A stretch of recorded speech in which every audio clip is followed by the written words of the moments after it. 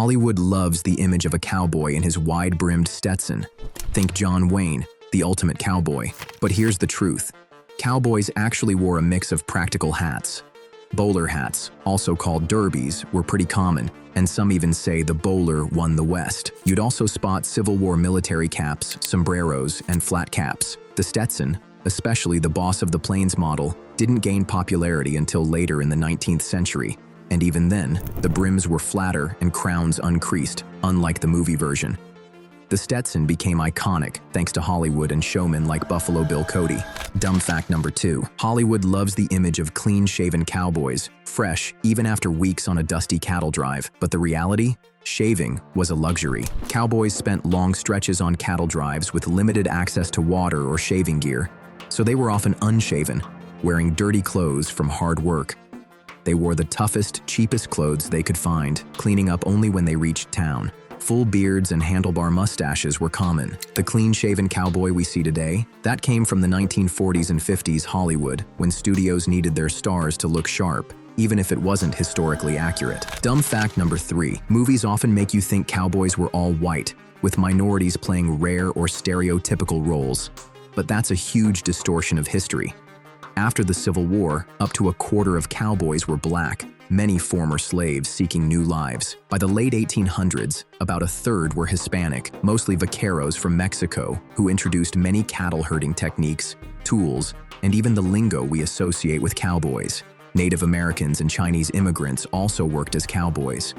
So why the whitewashed version? Early Western stories, like dime novels and films, mostly featured white heroes, marginalizing or stereotyping minorities to fit the biases of the time.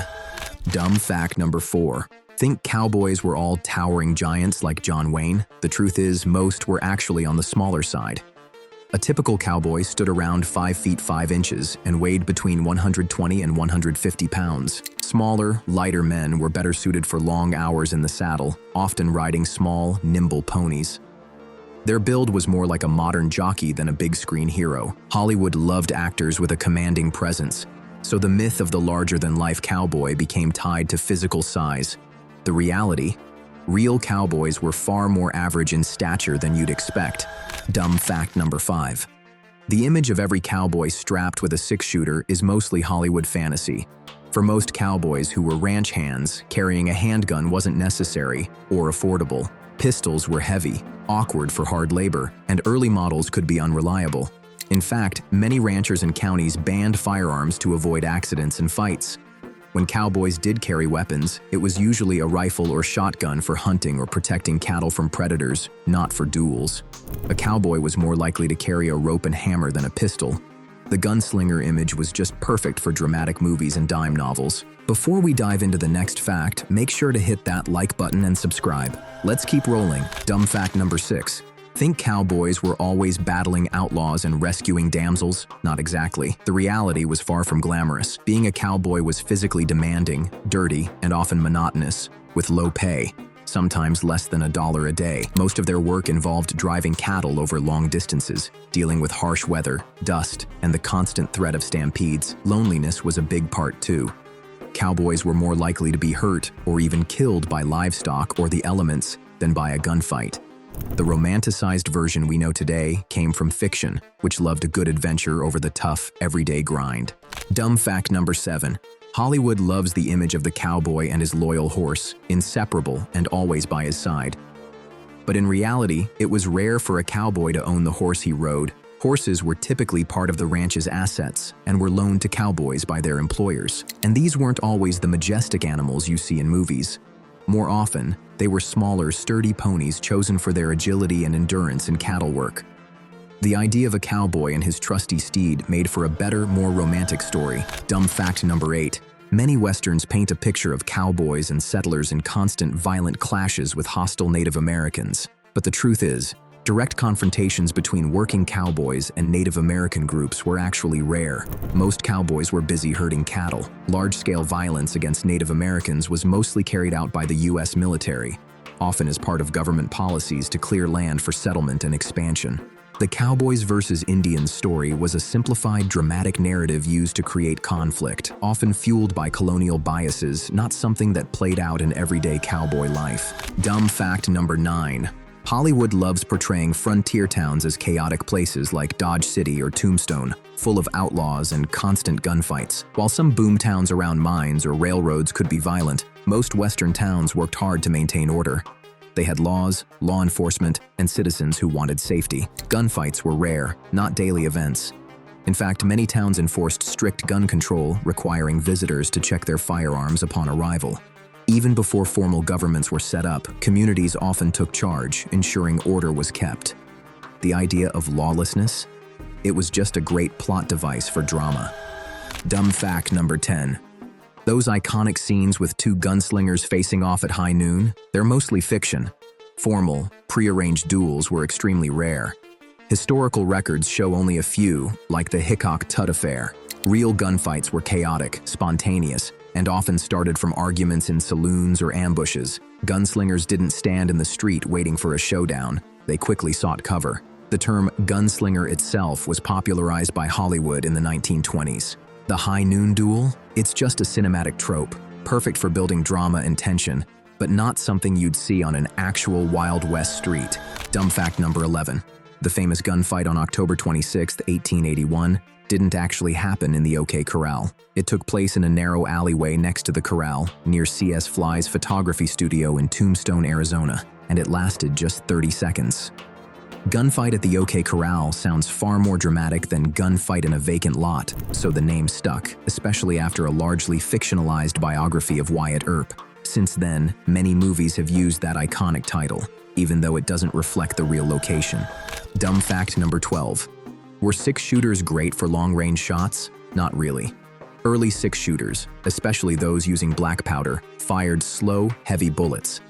Their accuracy was mostly limited to short ranges, around 50 feet or less. These guns could also be unreliable and sometimes dangerous for the user. When more power, range, and accuracy were needed, cowboys preferred shotguns or rifles. Trick shooting, like shooting a gun out of someone's hand, was mostly a myth. Lead bullets from that era would shatter on contact with metal. As Wyatt Earp supposedly said, "Fast is fine, but accurate is final." The exaggerated gun abilities just made heroes seem more skilled. Dumb fact number 13. Hollywood loves to show saloon brawls as wild, furniture-smashing free-for-alls. While saloons could get rowdy and fights did happen, often sparked by alcohol or gambling, the dramatic brawls are mostly exaggerated.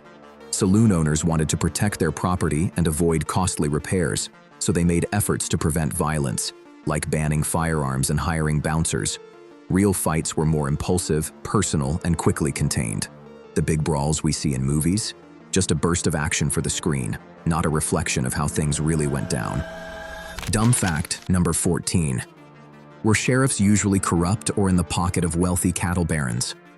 While some lawmen were corrupt, and groups like the Texas Rangers did have moments of excessive force, it wasn't the norm. Many sheriffs and marshals were dedicated to keeping the peace, and towns wanted competent law enforcement. The idea of the corrupt or cowardly sheriff is often just a storytelling device, meant to make the independent hero appear even more necessary and heroic. In reality, most sheriffs were committed to law and order, not villains in need of saving. Dumb fact number 15. Did brave citizens always band together to hunt down villains justly? Vigilante committees formed when formal law was weak, but their actions weren't always just.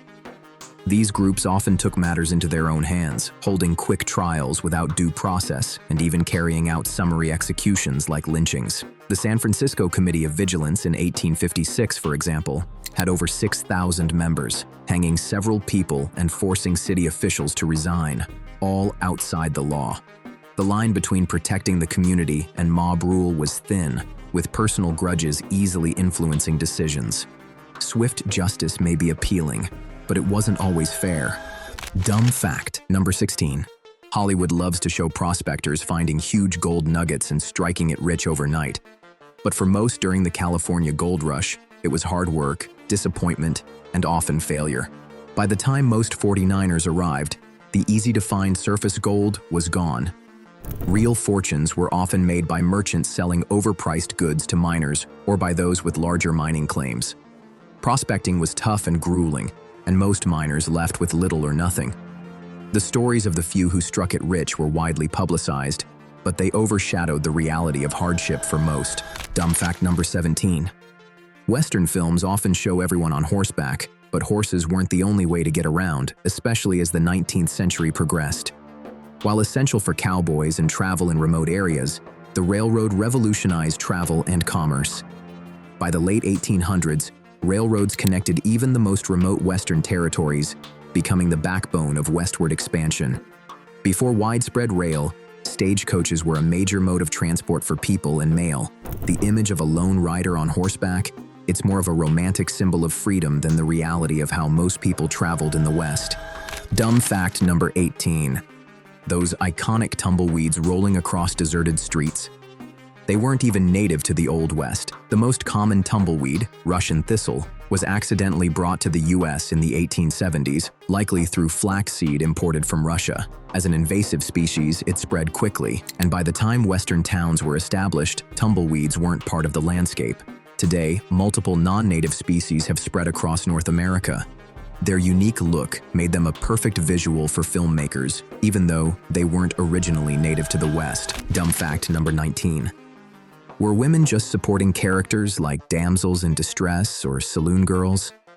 Not at all. The Wild West was home to many women who played key roles. Women made up about 1/3 of all land claims under the Homestead Act. They worked as mail carriers like Mary Stagecoach Mary Fields, the first African-American woman in the role, and were famous sharpshooters like Annie Oakley and Calamity Jane. Women were also business owners, writers like Native American author Mourning Dove, and bounty hunters. Some even disguised themselves as men to find opportunities, like Charlotte Parkhurst, a stagecoach driver. The frontier sometimes gave women more freedom than the East. Dumb fact number 20. Were masked bandits always chasing down trains? While train robberies were a real crime, peaking in the 1890s, they weren't as common as movies make it seem. Estimates show fewer than 1,000 attempted or successful train robberies in the US between 1866 and 1910, averaging about 20 a year, and not all in the West. Bank robberies, another favorite in films, were even rarer. Train robberies were just perfect for cinematic drama, creating thrilling action. The 1903 film The Great Train Robbery played a huge role in making this a classic Western theme, even if it wasn't the everyday reality. What Wild West fact surprised you the most? Let us know in the comments. If you enjoyed this, give us a thumbs up, subscribe, and hit the bell for our next adventure. Thanks for watching.